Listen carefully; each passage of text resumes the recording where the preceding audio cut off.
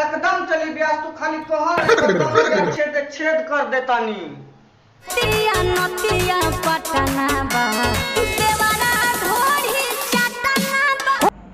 हर तेईस साला बोका बोका सिंगर का मन तो करता कपार का फोड़ दे ना करी संग कैसन कैसन गाना गावातिया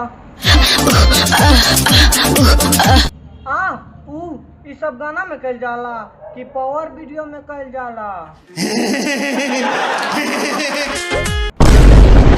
कार्य साला तो कौन चीज करे के प्रयास करता रे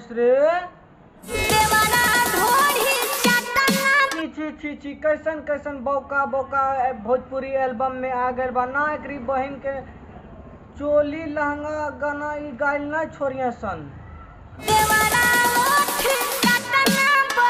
ए भौजी तोहर देवरा खाना पीना नहीं खैले बा कि होठ चाटता। ए भौजी अगर तू देवरा से परेशान बारो न धोरी पे जहर लगा ला चाट के से सर वो मर जाइए सन।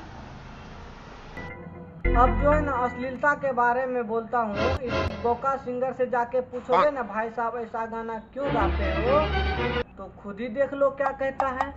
और ये है कि मजाक है और छोटा देवर मजाक किया है।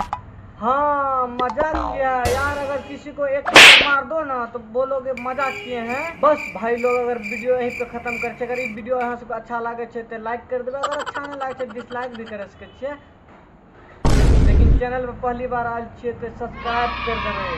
नेक्स्ट वीडियो में तब तक के लिए बाय।